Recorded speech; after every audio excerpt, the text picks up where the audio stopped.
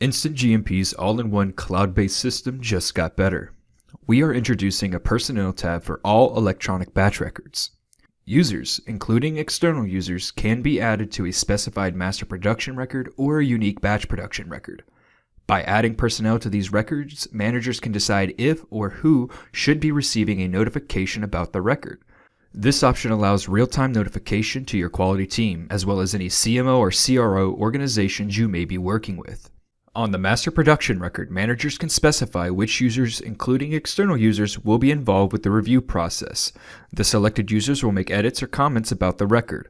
This means no emails back and forth. Users will be notified through email but will make edits on the shared electronic version. The same is true for the batch record. We've made sure your internal and external users are notified when the batch is ready to review, as well as any deviations identified in the manufacturing process. This means you and your clients can always be up to date on new processing obstacles. MPRs and BPRs are the heart of any GMP-regulated company, and the processing of altering them can be difficult. The Personnel tab is an intuitive way to keep your contractors involved with MPR and BPR processing while also giving you internal reassurance. If you would like to know more, please visit our website at www.instantgmp.com. Thank you and have a wonderful day.